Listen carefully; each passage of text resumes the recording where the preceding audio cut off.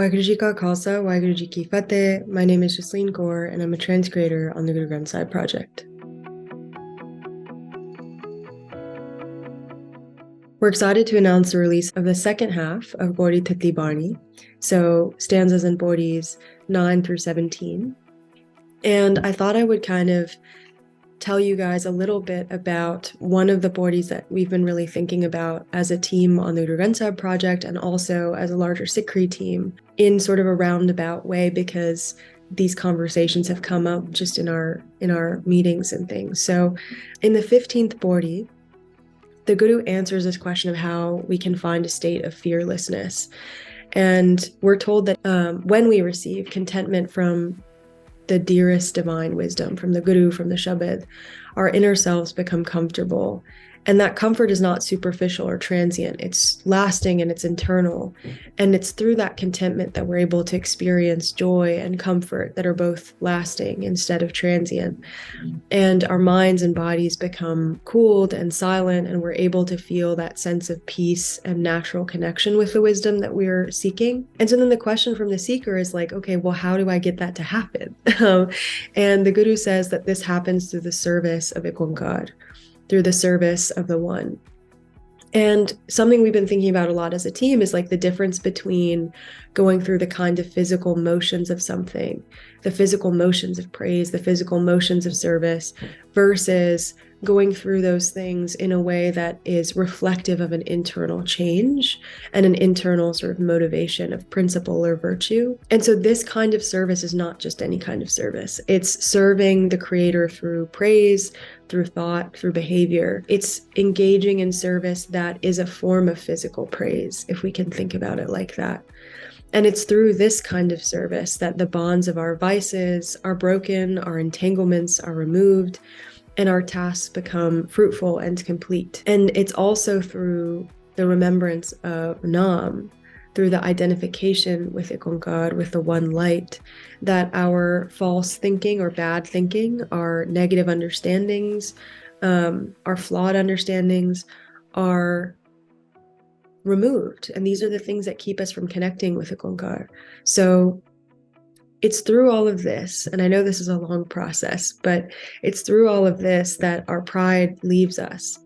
And this is important because when we're still full of pride, I mean, we've all dealt with like our stubborn minds in many different sort of contexts and scenarios, but when we're full of pride, it's really hard for us to ask for help. We see that in our like worldly relationships, and it's even harder to ask for help from IkOankar when we're in that state of sort of stubbornness and pride. And so when that pride leaves us, we are finally able to take the shelter of the Transcendent One. We're finally able to seek the protection and the help of IkOankar, as well as connection with IkOankar.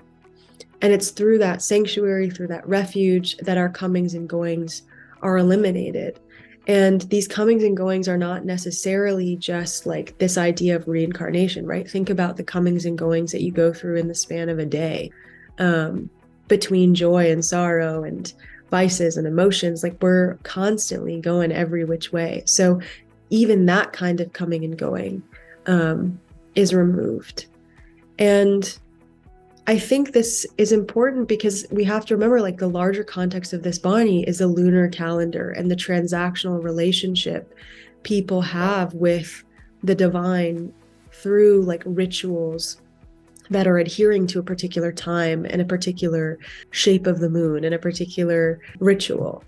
And so we can be really transactional and fear-based in our relationships with the divine. And it doesn't have to be that I'm literally like adhering to a lunar calendar to somehow be engaging in a transactional relationship with IkOankar in my own Sikhi, right? Like maybe sometimes I'm like, if I recite this Japji Sahib right now, then this anxiety will go away. And I treat these things like they are spells or something, right? So we all do that. We have a tendency to do that. And the Guru is reminding us that the only way to really rid ourselves of the things that ail us is through this effort and this discipline, through the guidance of the wisdoms, and not in surface level quick remedies, right?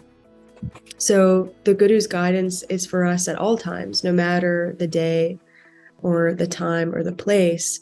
And we're shown how through that guidance, we can engage in a kind of internal cleansing, an internal transformation in thinking, and then an external transformation in behavior. And we're shown that when we do this, we can finally ask to come to the sanctuary of the One. We can ask for help in removing our doubts and fears and pains and anxieties, and we can find connection through the wisdom.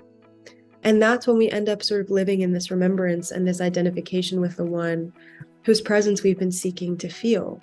And that's how we free ourselves and our loved ones too. So it's this question of like how we continue to make this effort, how we continue to trust that this effort will do something for us, even if we can't always see the ways in which we are changing. That's what I've really been thinking about. And I think we've kind of been talking about as a team, which has been really nice. So I thought I'd let you in on it. So as always, I hope you spend time with this Bani and spend time with the literal and interpretive translation and transcreation.